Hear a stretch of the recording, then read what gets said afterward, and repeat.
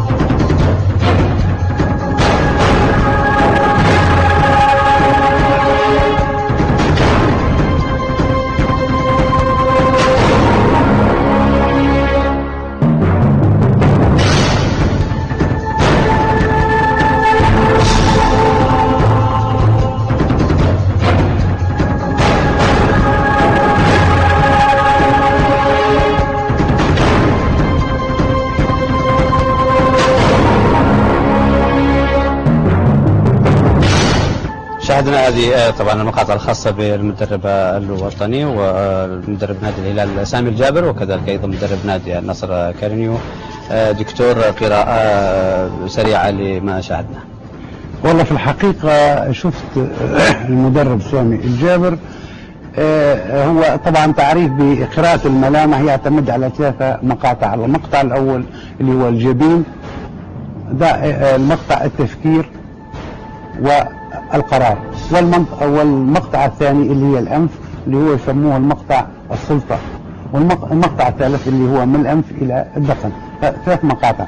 بالنسبة للسامي فهو صادق مع محيطه، يحب المساعدة من الآخرين أحيانا، عقلاني، يقظ وحذر في نفس الوقت. عنده طبعا يحب العمل المثالي والمنهجي بشكل كبير، قادر على تسجيل الكلام وقت الحاجة، متكلم من خلال الشفايف طبعا، يتمتع بدهاء فكري وعاطفي، يميل للتحدث بطريقة دبلوماسية كبيرة جدا، عنده أسلوب الإقناع.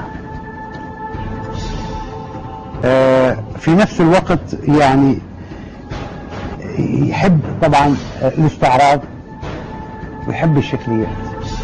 هذا بالنسبة لسامي جابر مبدئيا.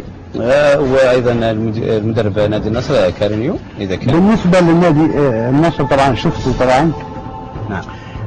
يمتلك مهارات فكرية عالية، ويحب البحث والاكتشاف العلوم، لكن عنده مهارات جسدية أكثر إبداعا. بالنسبة للكارينيو واثق من نفسه، يحب المثالية والكمال، إلا أنه مزاجي، صاحب مزاج. يعني ممكن لما يكون في أوقات مزاجه زي ما بيقول مو في المود، ممكن يتغير في أي شيء. طبعا قوي الملاحظة والقدرة على اكتشاف ردود الأفعال والأفكار ومشاعر الآخرين، يعني عنده طريقة كيف يكتشف أفعال الآخرين بسرعة كبيرة جدا. صادق بالتعبير، يمتلك روح المثابرة وحب العمل، قوي جدا الإرادة وسرعة التأقلم، لا يقبل الصداقة بسرعة، متحدي محب للسيطرة إلا أنه بارع في الدفاع عن الآخرين، يمتلك قوة جسدية يميل إلى العنف أحيانا إذا استفز، سريع البديهة وعصبي أحيانا. هذا بالنسبة للمدرب اللي هو كارينيو، لمحة سريعة. نعم. الاثنين طبعا الاثنين كل واحد عنده امتياز معين. طبعا في شخص يخطط ويفكر والى اخره، في شخص ثاني طبعا انت عارف ملامح الاشخاص تختلف من واحد الى اخر من خلال طبعا الجبين والانف والدقن والاذن والاشياء كثيره. فحاولنا نختصر بايجاز مبدئيا على اساس نعطي صوره مصغره للمدربين اللي هم اثنين، طبعا علما باني ما عنديش معرفه بهم شخصيا او عن طريق الا عن طريق التلفزيون. نعم.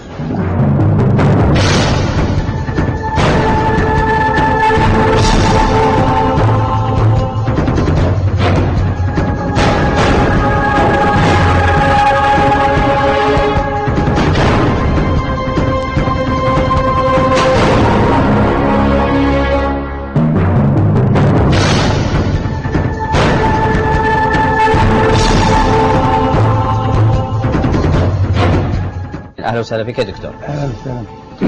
الآن نبي نناقش الجزء الثاني بما يتعلق باللاعب باستوس وكذلك أيضا نيفيز. نشاهد هذا الكليب ونرجع حتى نشوف وش يطلع معنا في من خلال هذا اللاعب.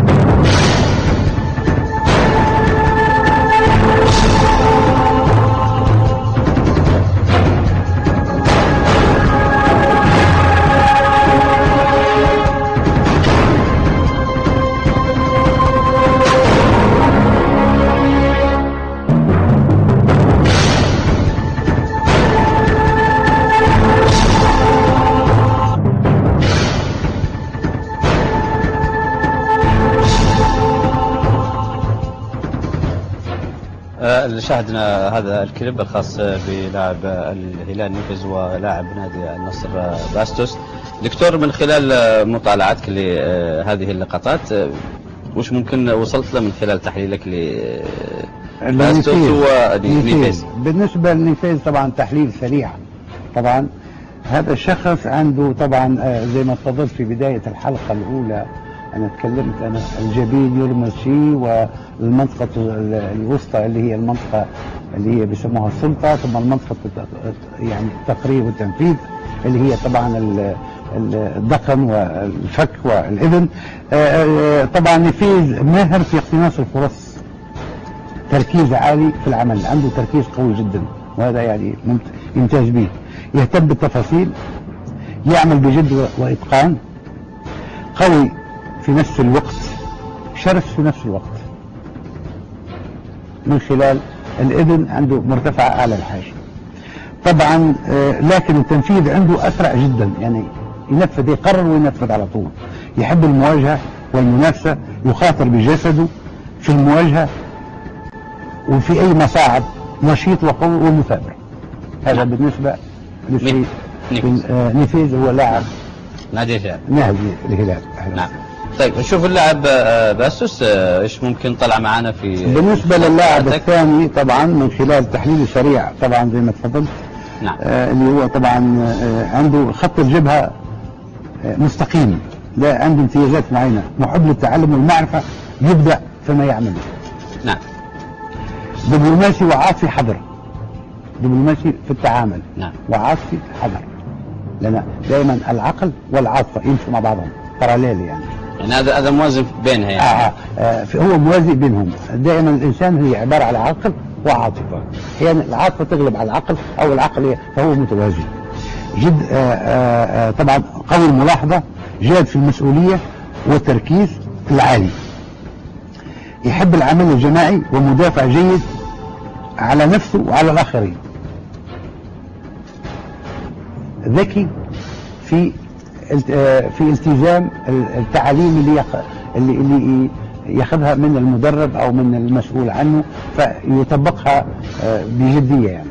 هذا بالنسبه للاعب باسوس لاعب نادي النصر. نعم. طيب من خلال قراءتك الاثنين يعني مين تشوف ممكن اللي يساعد الفريق؟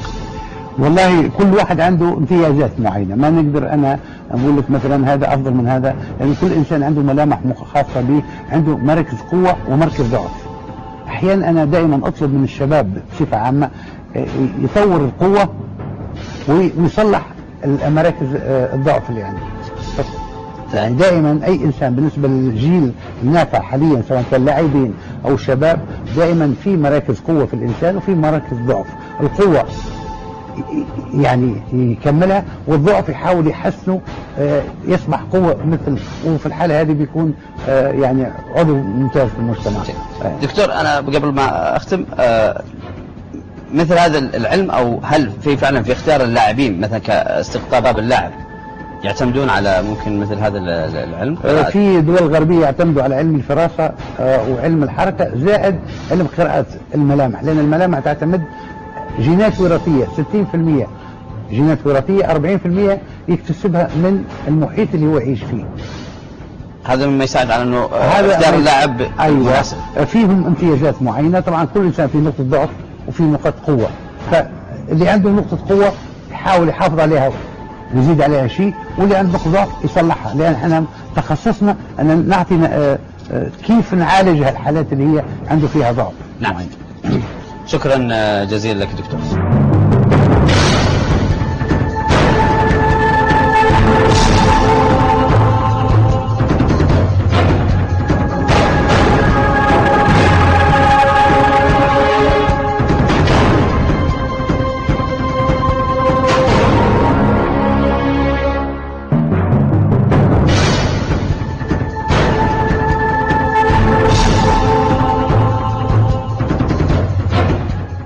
دكتور احنا على اساس نبدا على زي ما تقول دايركت في طبعا في عبد الله العنزي وكذلك ايضا سالم الدوسري. نشاهد هذا الكليب ونرجع بعدها نحلل وش اللي شفت معنا ان شاء الله.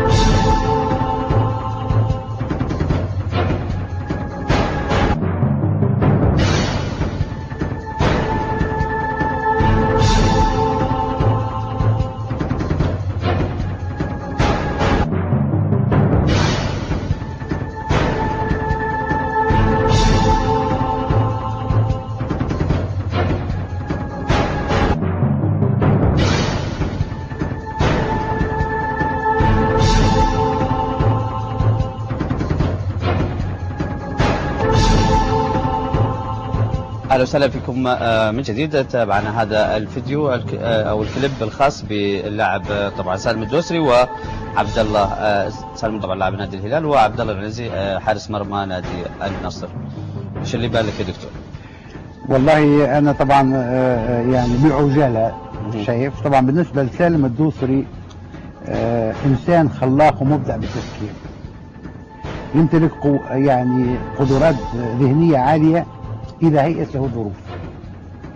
لاعب جدا ممتاز، يخطط بحذر وقيادي يحسن القيادة، لديه قدرات استعراضية، يحب المظاهر والشكليات، قادر على تزيين الكلام عند الحاجة والإقناع الآخرين، عنده أسلوب الإقناع الآخرين، يمتلك يعني عين المراقب. ثم يعني شاب جدا ذكي، وفيه قوة جسدية وقوة تحمل، وعنده ريفلكس قوي جدا. هذا بالنسبة سالم الدوسري لاعب نادي الهلال. اي طبعا يؤمن بالنجاح الفردي، يعني قدرة تحمل المسؤولية أو فرضا أو لا يحب المسؤولية، يتحمل مسؤولية وكذا، يحب النجاح الفردي مش يعني يحب يبرز هو، يعني يكون بارز وسط المجموعة أيوة يحب النجاح الفردي. نعم. هذا بالنسبة لسالم الدوسري نعم. لاعب نادي الهلال بعجالة يعني. أي نعم. هذا بشكل لأنه اعتمدنا على الإذن ثم الأنف ثم الجبين المتعرج، عنده الفك، عنده الدخن صغير، فكل الأشياء حاولت أن أخذت يعني بعجالة بشكل سريع. طيب نعم. الكابتن عبد الله أو حارس المرمى نادي النصر عبد الله العنزي. بالنسبة لعبد الله العنيزي طبعا أنا ما أعرفش هو حارس مرمى أو شيء، يعني بعجالة أنا نعم. طبعا هذا الإنسان مبدع جسديا وفكريا، لكن إبداعه الجسدي يفوق إبداعه الفكري. شخصية اجتماعية قوية، سريع التفكير، سريع التطبيق في قراراته الفردية، يتمتع بقدرة على اكتشاف الأفكار وردود الأفعال ومشاعر الآخرين، يظهر خلاف ما يبطن أحيانا، ومفاوض جيد، أكثر جدية يعني عنده أكثر جدية والقدرة على تحمل مسؤولية، يتحمل مسؤولية جدا، يركز كثير، عنده تركيز قوي جدا، يهتم بالتفاصيل، يفكر ويقرر بسرعة، ردود الأفعال سريعة لأنه حارس مرمى يفكر وينفذ على طول بسرعة، يوم بيروح الفريق، مدافع جيد وعنيد أحيانا وعن الآخرين، ويدافع على على الآخرين، عنده دفاع على الأصدقاء أو الزملاء دفاعي جدا جدا جدا، ثم عنده نسبة الريفلكس والحاسة قوية جدا بالنسبة لعبد الله العنزي. اللاعب الكابتن سالم والكابتن عبد الله ايش الفرق بينهم؟ في واحد عنده تكنيك وتخطيط، وفي واحد ثاني عنده رفلكس، يعني كل واحد عنده نقطة تختلف عن الآخر، لكن لأنه أنت عارف بالنسبة لي أنا لا نهتم بما هو المهنة شو بيشتغل، أنا من خلال ملعب بس يتوافقون الاثنين لو في فريق واحد؟ طبعا. بالنسبة لحارس المرمى هذا اللي انت عبد الله عنده ريفلكس، عنده القوة، عنده السرعة في التنفيذ، عنده كثير أشياء، يعني يكون حارس مرمى ممتاز إذا يركز على نقاط القوة اللي عنده. بالنسبة للسيد سالم الدوسري عنده امتيازات جدا ذكية، لأنه عنده الأنف مستقيم، وهذول الناس أذكياء جدا، يقدر يعمل يعني النقطة هذه ممكن يستغلها في أشياء كثيرة، لو صار في مجال ممكن نعطيهم بعض أشياء أخرى، لأن احنا عملناها بعجالة. نعم. بالنسبة للمباريات. نعم. شكرا لك دكتور. هذه طبعا كانت في عجالة ما يتعلق بلاعبي طبعا نادي الهلال والنصر، ولهذا الديربي متواصلين معكم، ولكن في التغطية المستمرة للقنوات الرياضية لديربي الهلال والنصر. إلى اللقاء.